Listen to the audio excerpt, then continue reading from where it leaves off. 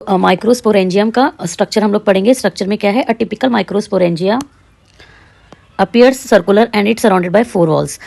एक ऐसा इस तरीके का स्ट्रक्चर होता है, सर्कुलर स्ट्रक्चर होता है जो कि ना चार वॉल से सराउंडेड होता है। तो चार वॉल वो कौन सी होती है, epidermis and endothecium, middle layer and tapetum. तो जो एपिडर्मिस होती है वो आउटर मोस्ट सिंगल लेयर होती है जो कि क्या करती है, प्रोटेक्टिव उसका नेचर होता है, प्रोटेक्शन प्रोवाइड करती है।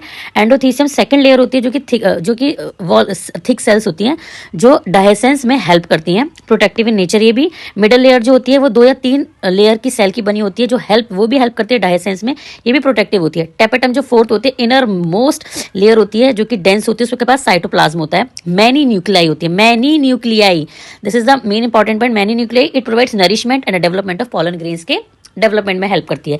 This is the structure of the microsporangia. Centre of each microsporangia is filled with closely arrange similar sales जिसको स्पोरोजेनेसिस सेल्स कहा जाता है, स्पोरोजीनियस सेल्स कहा जाता है। मेच्योरिटी पे पॉलन सेक क्या होती है, फ्यूजन करके माइक्रोस्पोरेंजिया ईच लॉब में कन्वर्ट हो जाती है, तभी तो वो डायलॉब स्ट्रक्चर बन जाता है आपका एंथर। तो mature anther dehisces by slits and elaborate the pollen grains. इस तरीके से क्या होता है आपका पॉलन ग्रेन्स क्या होता है, डायसेंस के थ्रू उससे बाहर आता है जो कि जर्मिनेशन में हेल्प करता है। माइक्रोस्पोरेंजिया क्या करता है, माइक्रोस्पोरोजेनेसिस प्रोसेस क्या होता है, प्रोसेस होता है फॉर्मेशन ऑफ माइक्रोस्पोर जो बनते हैं इससे पीएमसी जिसको हमने बोला था पोलन मदर सेल से बनते हैं through the meiosis, not a mitosis और मियोसिस आपने 11th क्लास में पढ़ा होगा, कॉल्ड माइक्रोस्पोरोजेनेसिस। हमने 4 लेयर पढ़ी थी, एपिडर्मिस, एंडोथीसियम, ठीक है। उसके बाद हमारी कौन सी थी, मिडल लेयर थी, और देन तीसरी आपकी क्या थी, चौथी थी टैपेटम।